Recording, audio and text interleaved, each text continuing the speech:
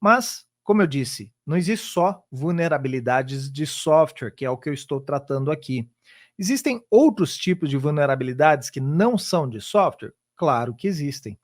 Existem, por exemplo, vulnerabilidades em processos.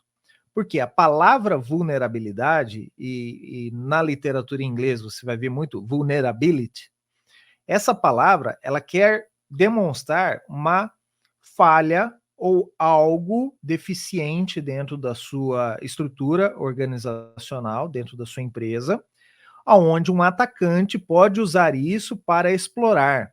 E por isso que você vê, às vezes, a palavra exploit em inglês. Então, com base numa vulnerabilidade, o atacante executa uma exploração para chegar ou atingir um alvo. Isso é o básico, né? De quando a gente vai estudar a fundo esse tema de gestão de vulnerabilidades, é importante destacar o que significam essas palavras, tá?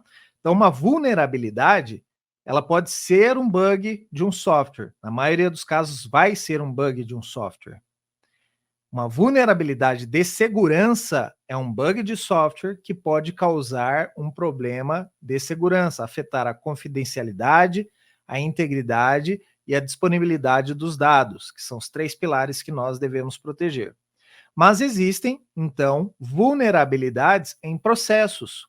Por exemplo, você vai fazer vai numa empresa e lá tem um processo. Todo dia eles fazem aquela mesma sequência de atividades, ok? Dentro dessa sequência de atividades, você notou que pelo fato do funcionário não anotar ou pelo fato do funcionário confiar numa informação que é dado para ele, você pode explorar aquilo e aquilo se torna uma vulnerabilidade também. Então, não existem só vulnerabilidades de software. Existem também vulnerabilidades em treinamentos.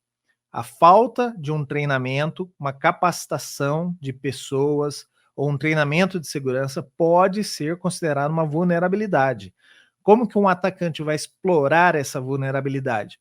Ele sabendo que aquela pessoa não foi treinada, não tem capacidade para identificar um problema ou alguma coisa assim, ele pode usar de ataques de engenharia social para executar uma invasão ou um roubo de dados.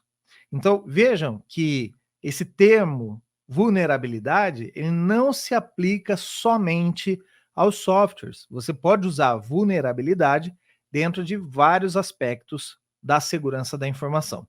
Então, para efeitos deste episódio aqui, nós estamos falando de vulnerabilidades de software somente, tá? Outros dias eu vou poder falar mais sobre outros tipos de vulnerabilidades também.